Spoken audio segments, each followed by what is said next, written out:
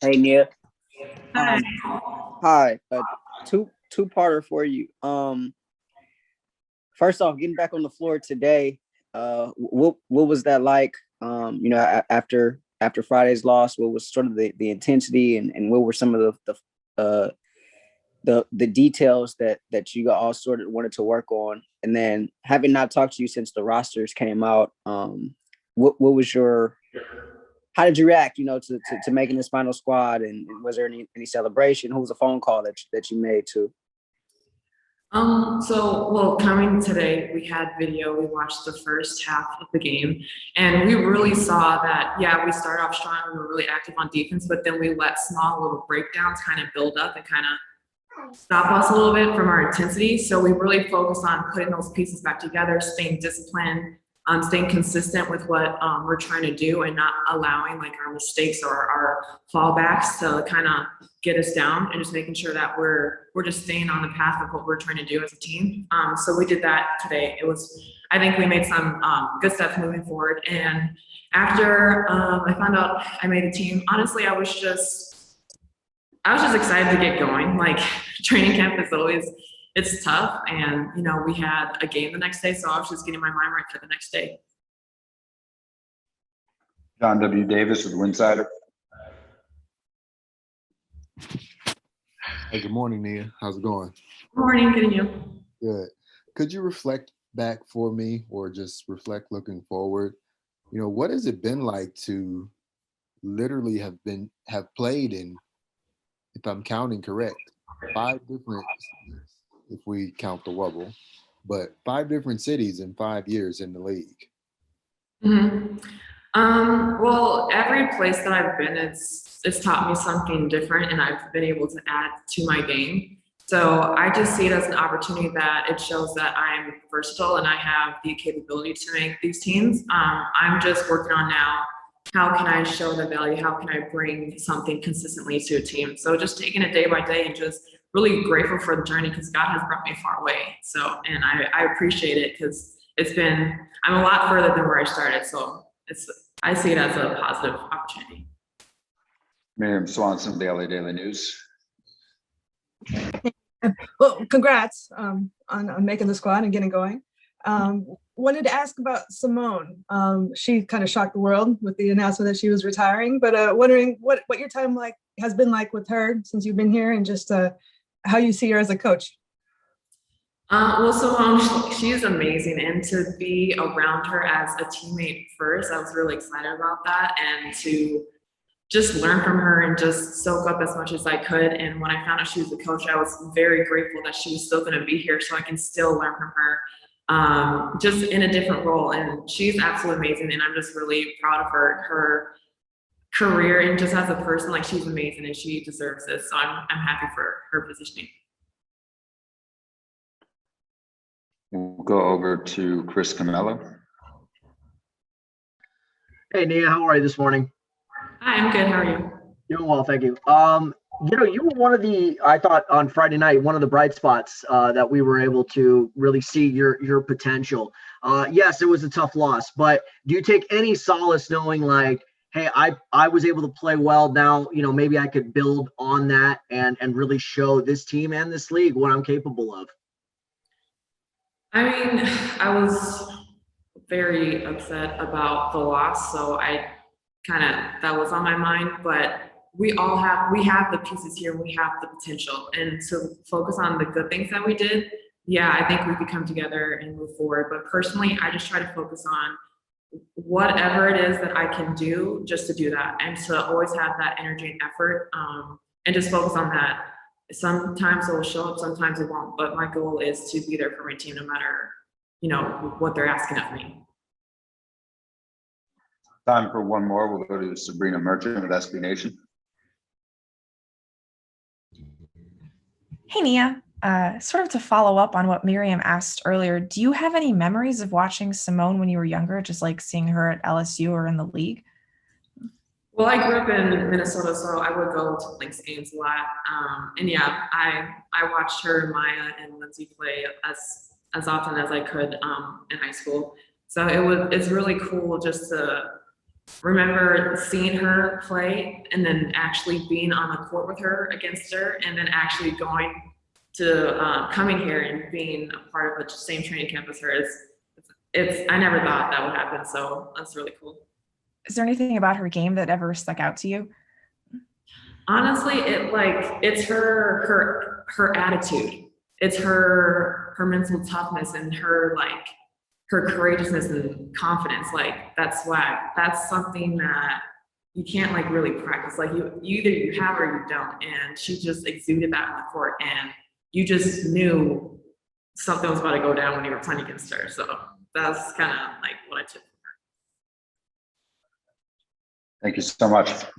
Bria Holmes will be next. Hi, Bria. Hi. Hi. What was the biggest takeaway from the film session this morning? I think definitely our transition defense could definitely be better. I think it was all little things, you know, they're all fixable. This was our very first game of the season, so we knew it would be a lot of things that didn't go our way. We're still figuring each other out. We're just all gelling together. So, you know, I think transition defense, to be honest, was the struggle for us. But I know that we're a defensive team, and you know we can get out in transition and run and compete with any team in the league. So, you know, I just feel like that was our fall off in our first game. But we got back to work today, and you know we feel great. Sabrina Merchant, SB Nation. Hey, Bria. Just taking a step back to, you know, the day that the rosters were announced, what do you think that you were able to show during training camp that, you know, made you make the final 12 here? Just my ability to play both ends of the floor. I love defense, and you know I also can score the basketball as well. So you know, just being able to play both sides, and you know, with my experience in the league so far, just being able to talk and communicate to the younger players, you know, just talk to the vets as well. You know, communication is always a big thing for me too as well. So you know, being on the court and just talking through stuff, and you know, doing what the coach is asking you to do, it says a lot. And you know, that's what I learned so far being in the league. And you know, I took control of that and, you know, took full advantage of it. And then Thursday was kind of a shocking day, you know, with the retirement of Simone Augustus. I'm curious, like, did you guys see that coming? You know, was there any like indication that she might not be playing this year, that she'd be coaching, or what was your reaction to all of that? It was shocking, honestly. We had no idea. Well, I didn't at least. I didn't have any idea that was happening, but she's an amazing player, an amazing person, and I'm so happy for her to start this new chapter. And I know she'll be nothing but successful at it. Do you have any memories of watching? Oh, go ahead. I was just going to say, do you have any memories of watching Simone when you were younger? A lot. And me playing her in my rookie year when she was in Minnesota, man. Our pull-up game, we're coming off the screens, shooting in my face. Yeah, I have a lot of memories, actually. Thanks, Bria. You're welcome. Sabrina, time for two more. We'll go back to Rashawn and then with John. Hey, Bria.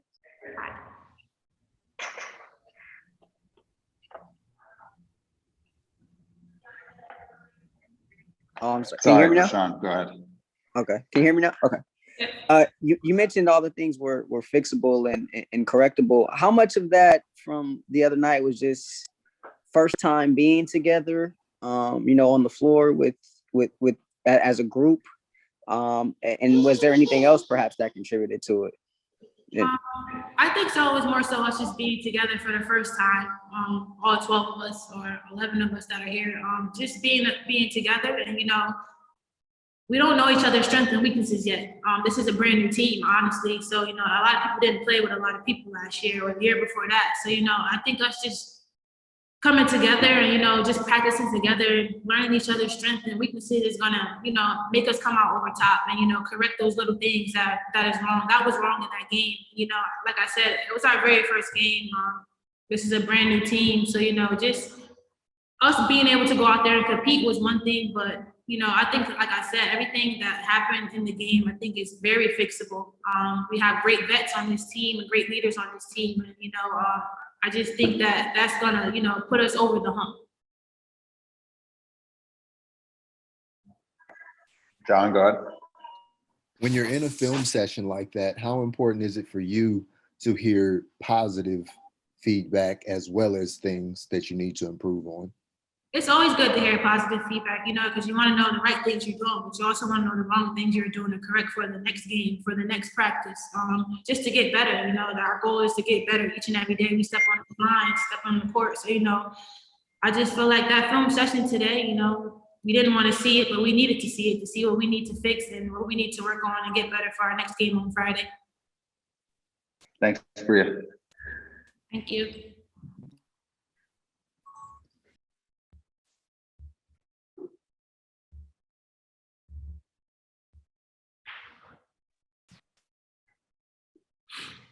I will start with John W. Davis. Hey, Coach, when you're watching film and, you know, obviously, you know, each quarter is 10 minutes, how long does it take you to actually get through like 10 minutes of game time?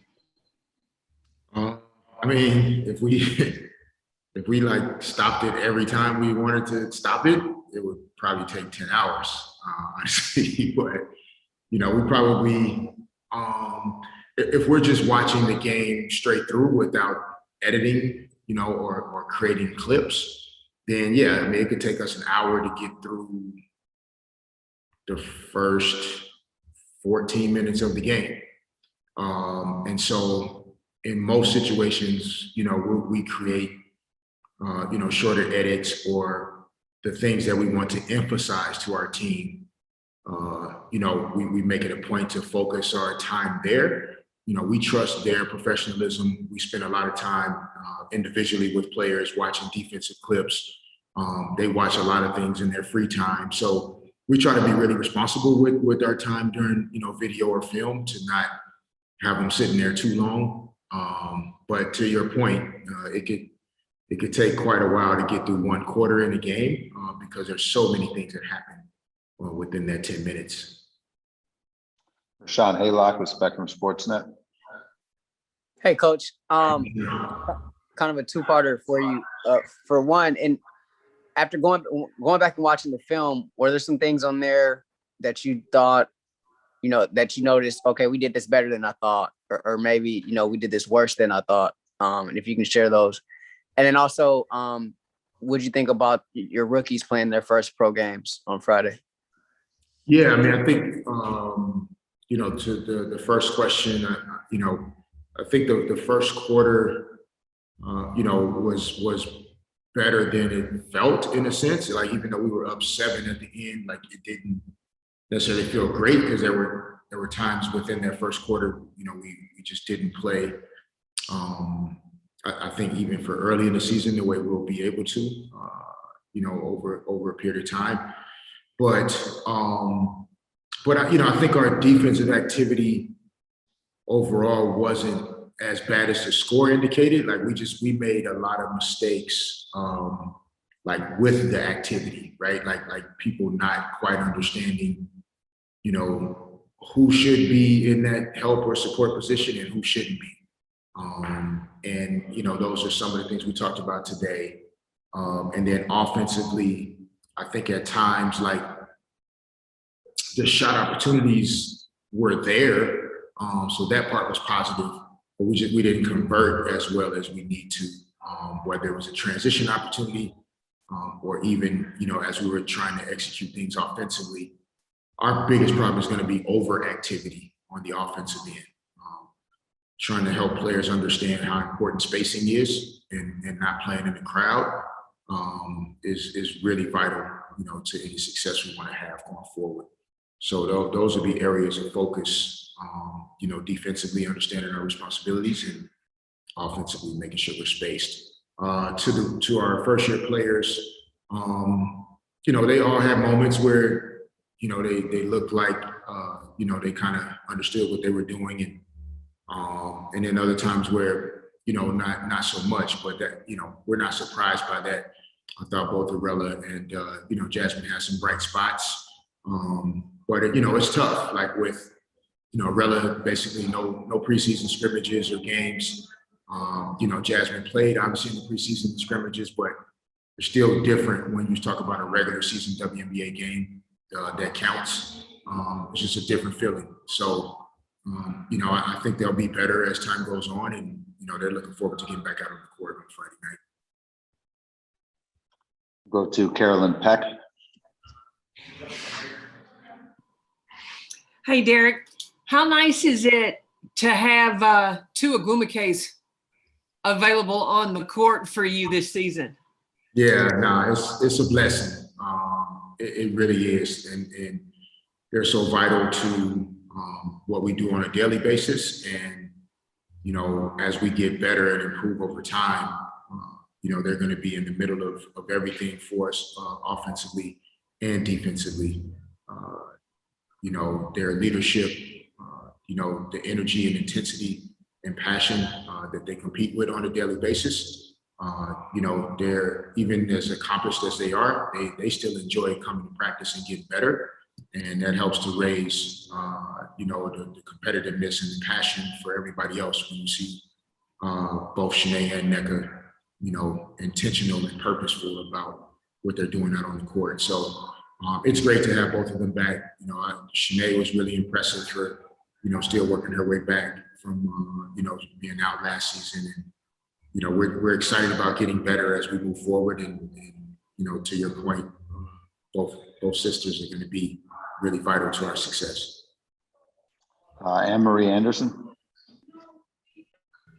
Hey, Derek. Following up on Carolyn's question in terms of Chene, she obviously said she was working out as much as possible during the year that she was sitting out. I'm wondering kind of what you're seeing from her. Were there any improvements to her game? Is there anything that you're waiting for her to catch back up on? Yeah, I mean, just for her to be where she is at this point is unbelievably impressive. We see her on television, on the court. We see her on television, off the court, with all the opportunities and the platforms that she's built and created for herself. But, most of us don't see how hard it is to do everything that she's doing, and to still, be able to go out on the court and perform well.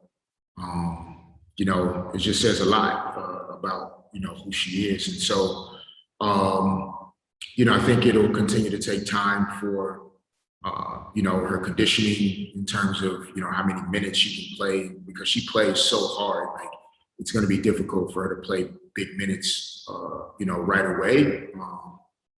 But, I think that from what we saw Friday night, she might be more ahead than even we think. Like, she really did a lot of good things. And, I think she's gotten more comfortable offensively with what she is capable of doing on that end of the floor. And she's always been one of our best, backside defenders and rebounders over the last, couple of years since she's been here. So, I think Shanae's going to get better as the season goes on. And if we can help her manage, her energy and her health overall, we look for her to have a big season. Time for just two more today. We'll go to Chris Camelo with Nightcast Media and with Sabrina. Hey, Derek, how are you this morning? I'm good, Chris. How are you? I'm doing well. I just wanted to get your reaction, assuming you saw the Hall of Fame enshrinement this weekend for your old friend and teammate Kobe Bryant and the impact he had on the league. You got to see his whole career, and I just wanted to kind of get your reaction to him being enshrined and the impact he has on the NBA as well as the WNBA. Yeah, I have not gotten a chance to see the ceremony itself. And yeah, I mean, we had a couple team activities that we were focused on at that time. So I haven't gotten a chance to see it, but I think anytime I think about, Kobe and Gianna and what happened, the thoughts immediately go to, his family and to, Peyton Chester's family and Alyssa Arabella's family and all of the families that were impacted in such a tragic way.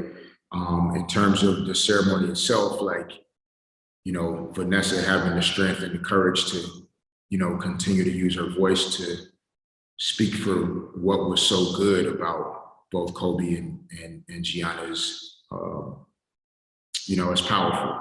And, you know, I don't think that anybody's surprised that in terms of his basketball career that he's in the Hall of Fame. You know, he expected that the day he entered the NBA draft, and probably even sooner. So, you know, this is where he belongs. You know, just wish he could physically be here to celebrate it. He would have had probably one of the best Hall of Fame speeches ever. Because he probably would have been able to express some things that would have just been great to hear from him. So he's still here every day though. You know, he's impacting our team and our game, and, you know, girls and women everywhere. You know, I think he'll probably go down as, you know, a Hall of Fame dad and parent as well. And, you know, that's inspiring also. Last question, Sabrina. Hey, Derek. Just wanted to take a step back to last week when we got, you know, this shocking news that Seimone Augustus was retiring. And I'm curious how that process sort of came about during training camp. Like, did you guys have an idea that this was something she was thinking about? Did it just sort of happen, you know, on the last day? Just if you could share any insight on how that went down. Yeah, I mean, you know, we will, you know, we'll give Seimone, you know, the best and first opportunity to kind of speak to, you know, her process and what she was thinking, how she was feeling about the decision. The most important thing that we wanted to do, you know, was support her in how she wanted to finish her basketball career, whether that was as a player or if she felt like the time was you know, was now to start to transition into coaching or other phases in life. You know, we respected her and trusted her enough to allow her the room to make that decision. And so, you know, I think she got to a point where it was something she felt really good about doing, and that was the decision that was made. So, you know, she'll be able to kind of, you know, expand a little bit more into it when, you know, when she speaks on it, because it was her process. But we're really excited and you know, appreciate her being so committed to wanting to jump in and roll her sleeves up and help us make this team better.